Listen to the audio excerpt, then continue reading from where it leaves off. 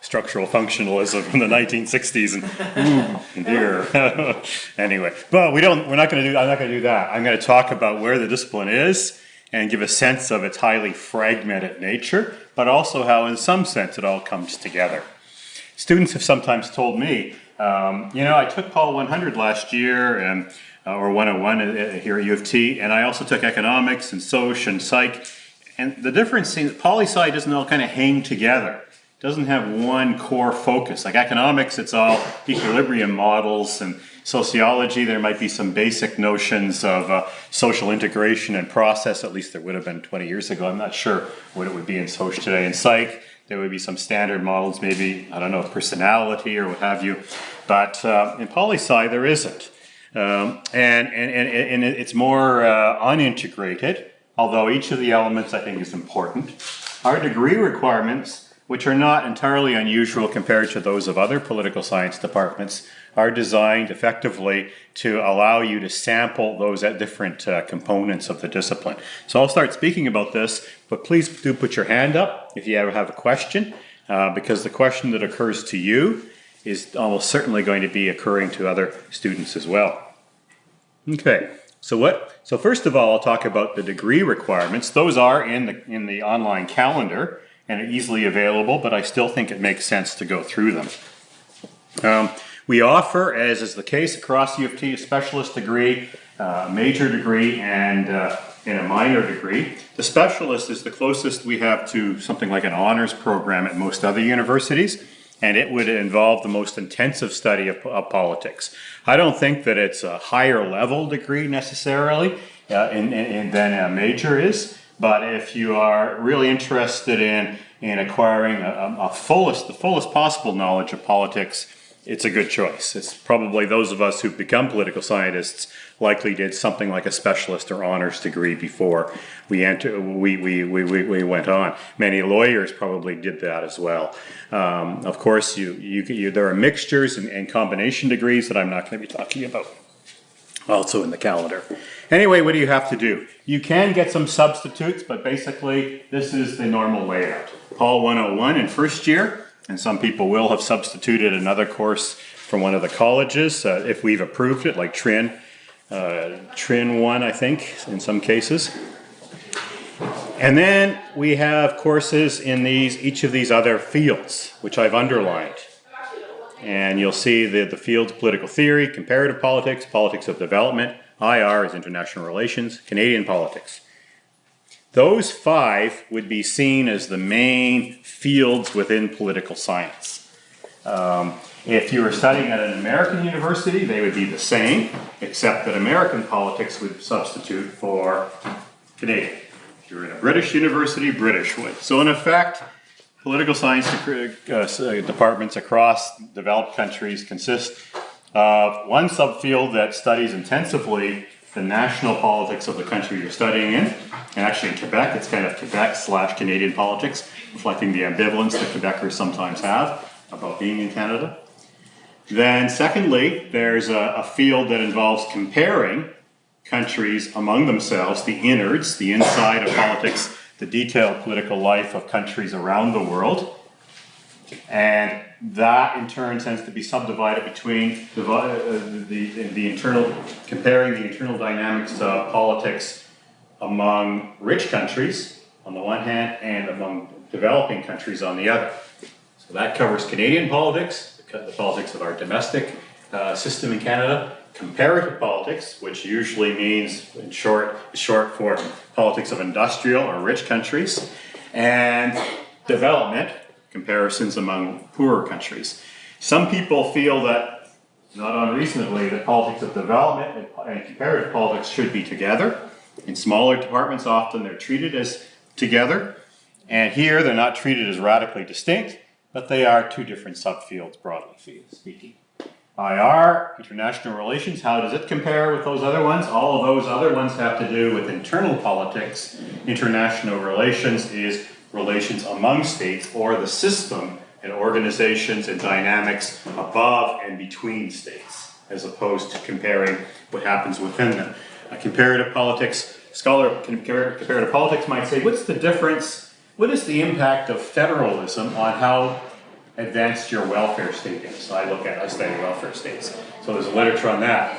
Well, how might you go about, as a student of the innards of different countries, finding out what the impact of federalism is? What's the opposite of a federal system? What is a federal system? 2 levels of government, yes? Yes. And what's the term used for a system that isn't like 2 systems of government? Municipal. Well, no. Unitary, 1 system of government. Britain, for instance. So I might ask myself the question, how much of an impact does having a federal system of government, like Canada, provinces and Ottawa, a federal government and a provincial, 2 separate levels, have on the welfare state?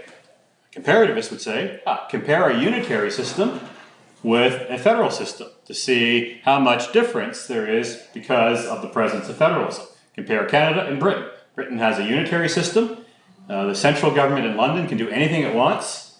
Canada has a federal system. The government in Ottawa can't do everything it wants. The provinces have powers too. Municipalities in both countries are subordinate underneath the next higher level of government. So that's a comparative politics question. International relations question wouldn't be like that. It would be, how does the emergence of, let's say, a consensus in the organization of that OECD, Organization of Economic Cooperation and Development, is a global organization that does research on economic issues. During the 1970s and 80s, these people came to the conclusion that a free market system, less welfare state, was good for you. How much of an impact has the OECD's ideas had on social policy in various countries? If you're stressing the lines of influence from the OECD, this is mostly an international relations topic. It's an organization above, beyond, between the states. That's the main difference between comparative and developing, which is a version as comparative for poor countries, Canadian, which is 1 country comparative, non-comparing, and IR. And of course you might say, geez, these questions are related.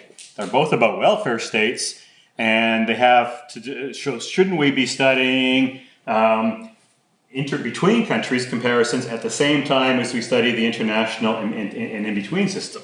Argument would be, yes, that's true, but academia becomes increasingly specialized over time. These become the foci of different areas of research and of scholarship. We hope all political scientists who are practicing in the discipline have some awareness of major currents outside of their own area, and we want our undergraduates to get the same thing.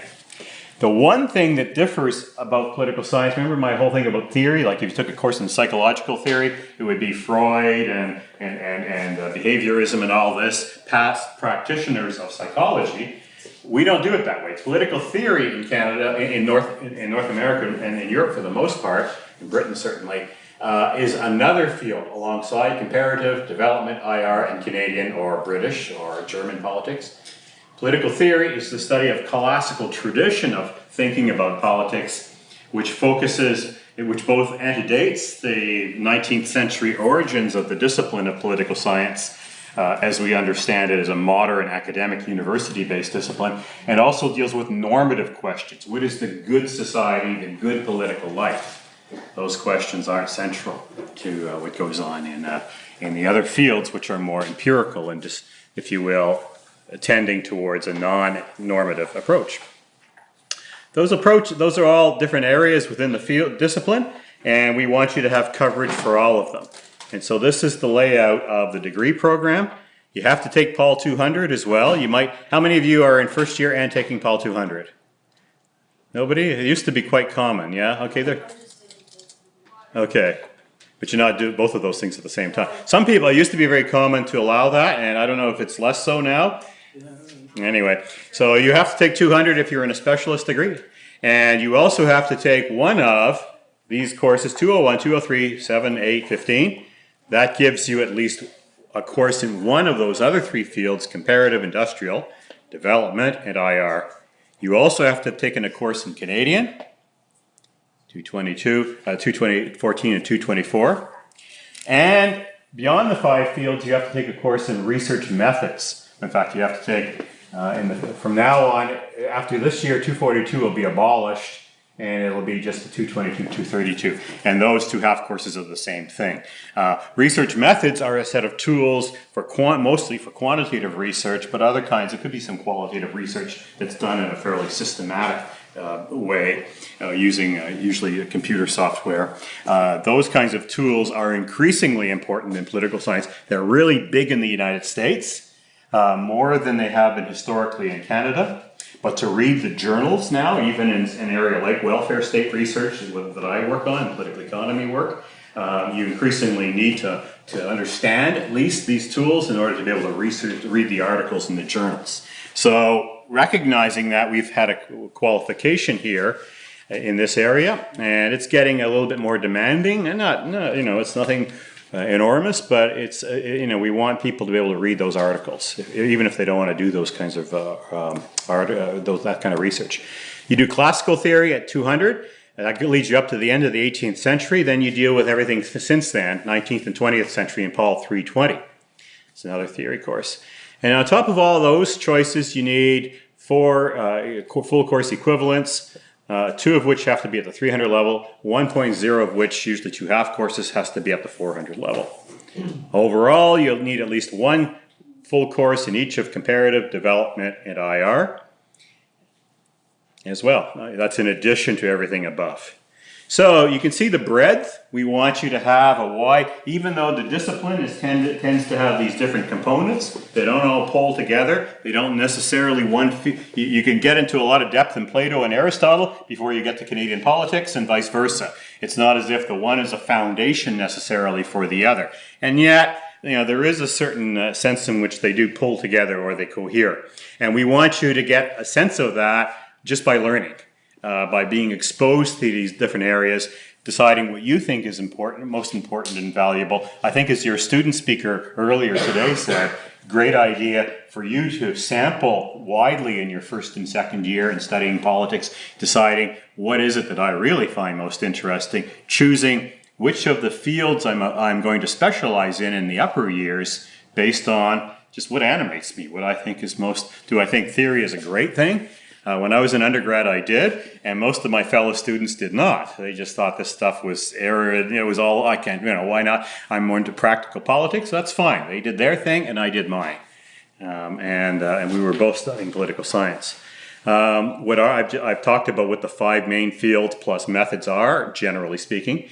And why do we have such a focus on theory in Canadian? Because we do. Our department has long been one of the best in North America and in the world in political theory. When I started my doctorate here, I did it in theory, and I switched into Canadian, actually. And I'm now studying Canadian and comparative a little bit. But I still think that rigorous training in the classics and in modern political theory is foundational for being able to understand political questions. So, for instance, I have a 4th-year course on the Canadian welfare state in comparative perspective, which is mostly comparative and Canadian. But the first week, we deal with distributive justice. What kind of a welfare state is justifiable?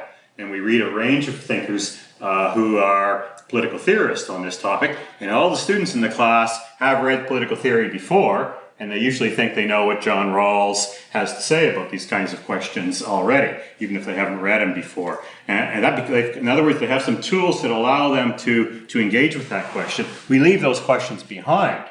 But the reason why I have them in the first week is that students coming to the question of what a welfare state is, intrinsically, inherently, it's almost, we're hardwired to think, is it a good or a bad thing? So I want to talk about that before we also talk about other things, okay? So that kind of mutual feeding off of things is really important to us, and theory is foundation. Why Canadian? Students often seem to resist taking a course in Canadian politics, and we force you to take one, okay? You're either Canadians or you are guests as university students in this country, and we don't want to give you a degree without at least knowing what the core relationship is between Parliament and the Cabinet.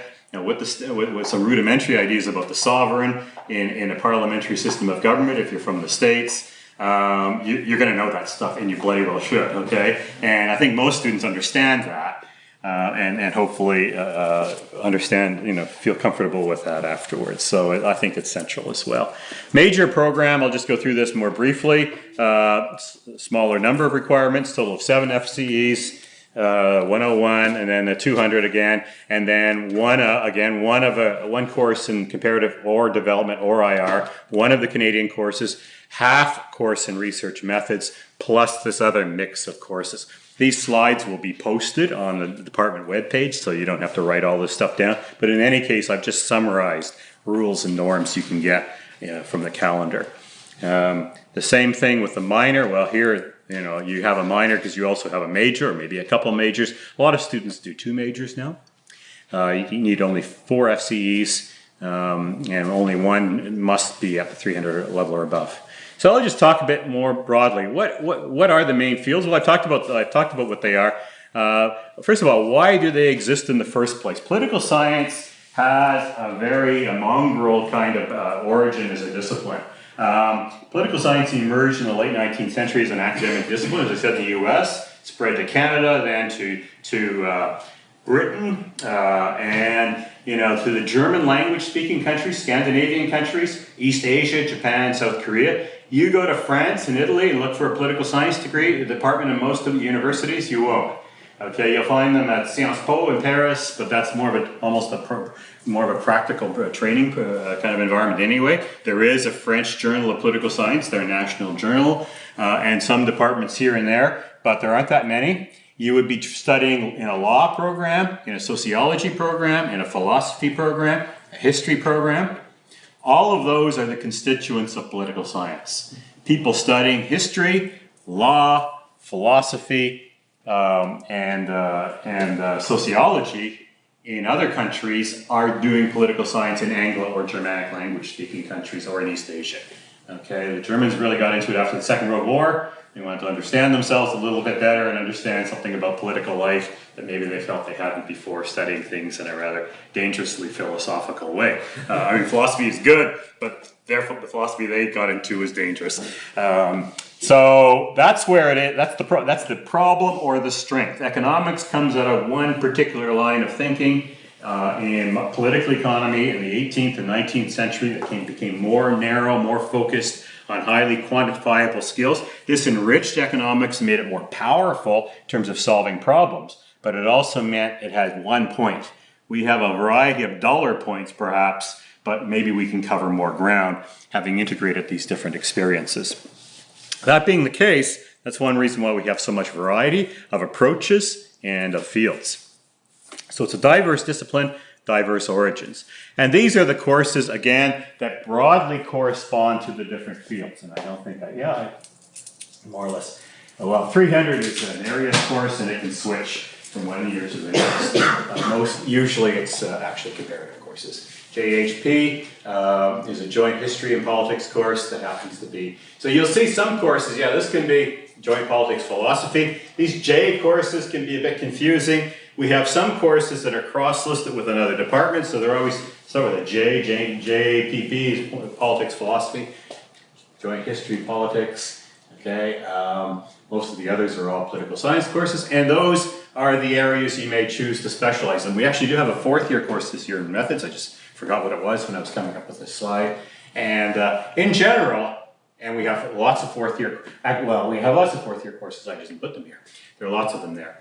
But in any case, you might find yourself beginning to move in a certain direction with your studies and finding yourself concentrating as much as you can in one or two of these areas just because it's what you find most interesting.